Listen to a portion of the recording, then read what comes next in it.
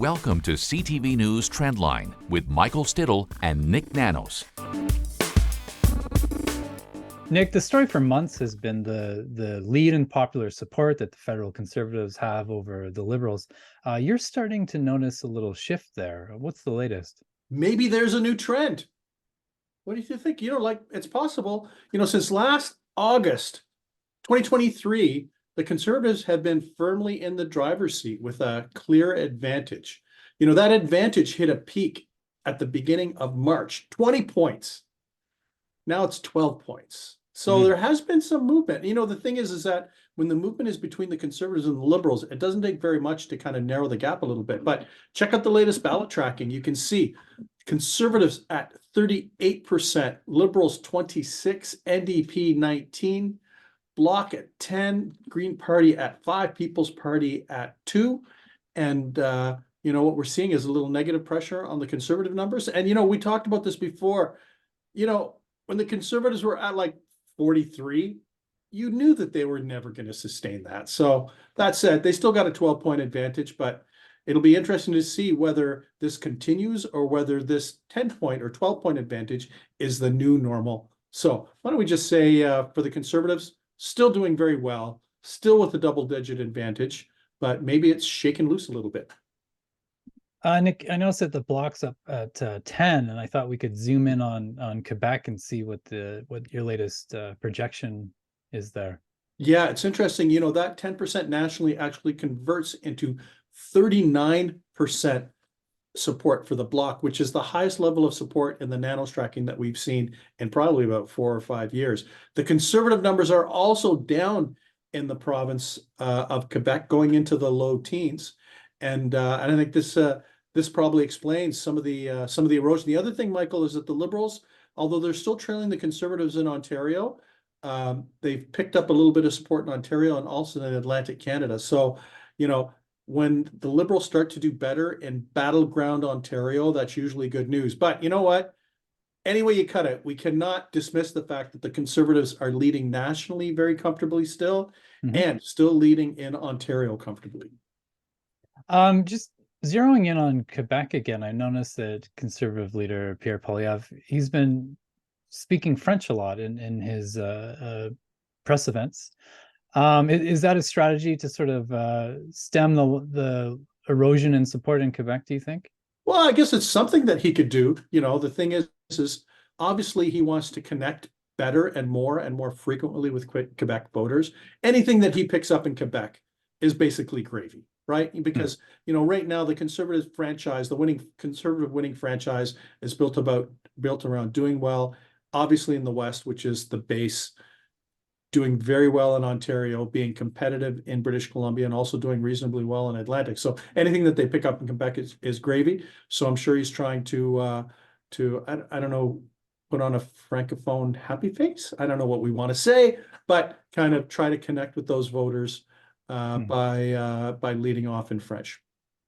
And what does it mean for the Liberals? I mean, this rise in Bloc supporting in Quebec obviously must hit them as well. Yeah, because the thing is, in the seat projections, the Bloc will probably pick up more seats, perhaps another 10 seats in Quebec.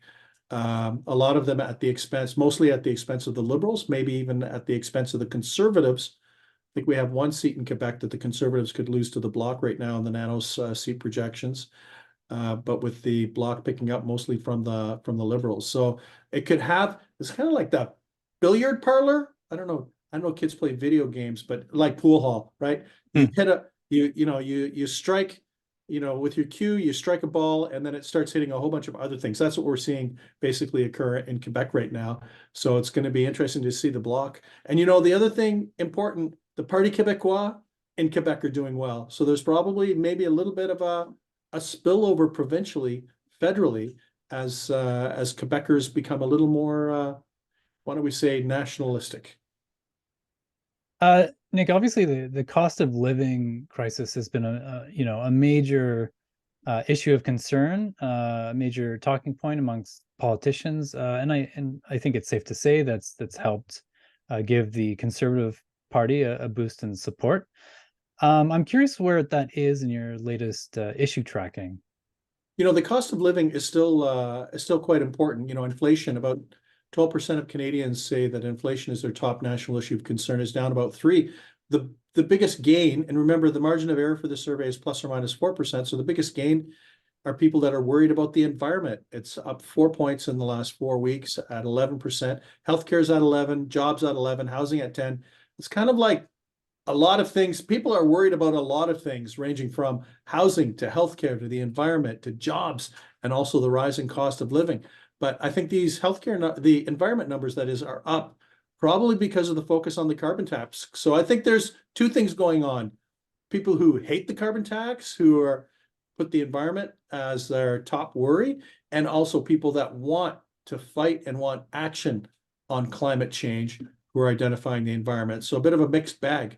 What I'll say, both forces, for and against, if there is such a thing, driving those environmental numbers as a top issue, but basically putting it on the menu from a political perspective.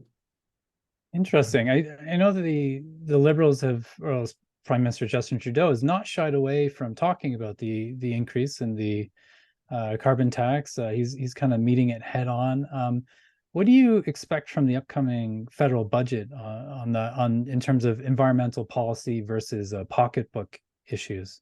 Well, I think for the Liberals, they're probably going to want to bolster their position on the environment. And what this also suggests, at least what's happened lately, is that the Liberals are digging in, because they got roughed up a little bit in Atlantic Canada when their caucus balked and asked for the Prime Minister to have a little bit of a carve out to help individuals in Atlantic Canada. And I'm sure there are a lot of individuals that think that that might have been a bad political move, at least people who are very pro-environment. And I don't think the Liberals can compromise again, because then they'll just look weak. Like if they cave again or have an exception again, then they're just going to look weak. And then the story will not be about the increase in the carbon tax. It'll be about the Liberals facing pressure and potentially capitulating. So they're digging in. It's like they're digging the trench, right?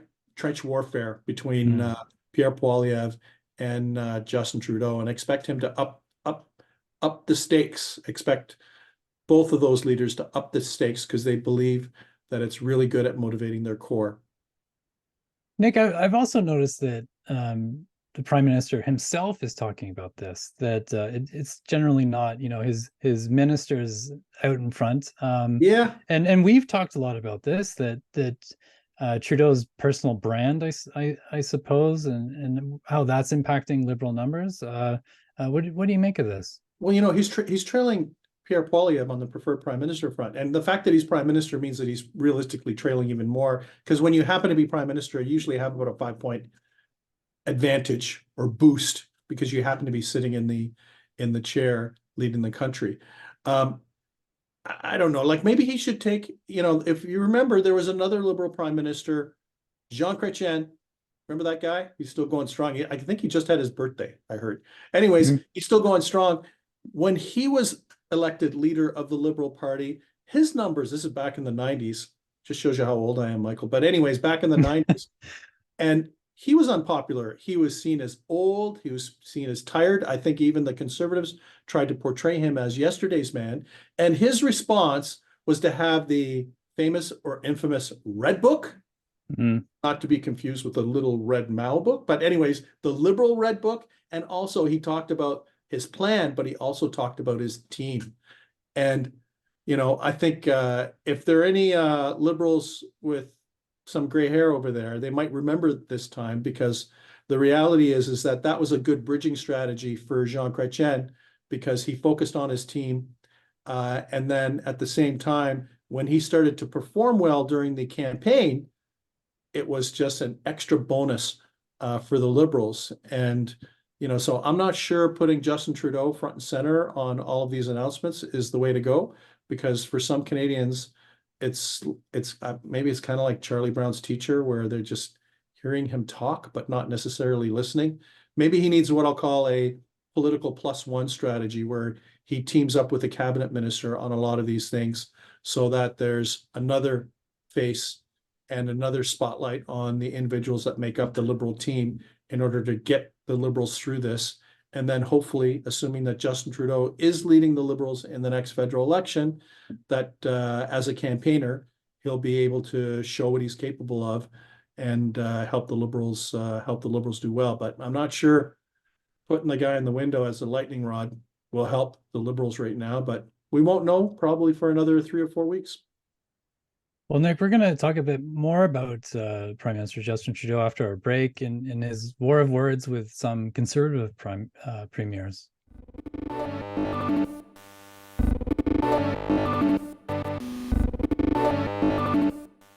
Nik, Prime Minister Justin Trudeau certainly isn't backing down from an increase in the carbon tax that took effect in April 1st. And he's actually put pressure back on conservative premiers in this country on whether or not they have an alternative plan. Listen to this. But any province that wants to put forward a similarly robust way to fight climate change, but do it in a way that works for them, is more than welcome to, and has been from the very beginning of our price on pollution.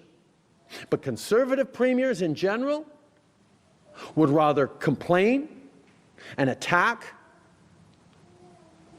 and mislead Canadians for narrow political gain because of both an ideological objection, apparently, to fighting climate change, but also to an unwillingness to recognize that we are putting more money in people's pockets with rebate checks that Pierre Poilievre wants to take away from Canadians. Well, there you go. What do you make of that, Nik? I'd put on a thick Scottish brogue with a Scottish accent, like a wee bit testy, don't you think? The Prime Minister is like, obviously they're getting under his skin. Mm-hmm. Anyways, but the thing is a couple things. So, it's fair game for him to take on the premiers. He's trying to categorize them all as conservative, but I would like to point out, and I think as part of our, why don't we call it live fact-checking process, Wab Kinew, the Premier of Manitoba, last time I checked, I don't think he's a conservative. He's a New Democrat. And, he came out and said, he'd like to see an exception for Manitoba, and he thought that there were alternatives and that they had a plan to meet stuff. So, to a certain extent, I can understand what Justin Trudeau is saying, but, what's interesting in the polling is that, for those conservatives and for Wab Kinew who have kind of want to look at other things, they've touched into something that has come through in the polling, and polling that we did at the tail end of 2023 on the carbon tax basically suggested that, that Canadians were unsure how effective it would be. And that's basically what these conservative premiers and Wab Kinew are basically putting in the window, that perhaps there are more other alternatives that are more effective than a straight up carbon tax. But it's a bit of the I don't know, is there a little bit of the fighting Irish in Justin Trudeau? But I know St. Paddy's Day is gone, but yeah, fighting Irish for sure. And it's pretty clear that he wants to show that he's committed to his policy. He wants to show that he believes in his policy and that he's not afraid to take criticism from anyone when it comes to what he's advancing when it comes to the carbon tax. Nik, obviously the real test of the Liberal policy is whether our carbon emissions go down. Yeah. And do you think that this could actually impact the next federal election, depending on what those numbers are? Yeah, it's going to be interesting to see. Like, if we have an election later in 2025, there could be some numbers in terms of carbon emissions where we can get a line of sight on that. And regardless of the bickering between Poilievre and Justin Trudeau, setting aside the bickering, this is realistically going to be judged by two things: the impact on the day-to-day lives of Canadians, even factoring the rebate that the Liberals are doing, but it also be judged by the impact, I think more importantly, on carbon emissions. If carbon emissions go up, people are going to go, what's up with that? Like, I've been asked to pay this carbon tax so that we're reducing greenhouse gas emissions and they're going up. It'll undermine people's confidence in the tax. If carbon emissions go down, then that'll allow the Liberals to say, look, this is the right policy, and that this works. And we have to kind of interestingly point out that we recently had another conservative prime minister, I should say a progressive conservative prime minister, who had a very unpopular tax, the HST, was vilified because of that tax. And this tax later to be embraced by all of the other parties, the HST, because of the stability that it brought to the finances of Canada, and it's just being seen in the long term as good public policy. So we don't know whether this is good or bad public policy yet, because the proof will be in the pudding on the impact on carbon emissions. But I'm sure Justin Trudeau was probably looking at the legacy of Brian Mulroney and thinking, you know what, there's a prime minister that did something that wasn't popular and people were very upset about, but in the long term, he was proven correct. Nik, I think we'll leave it there as always. Thank you very much. Take it easy.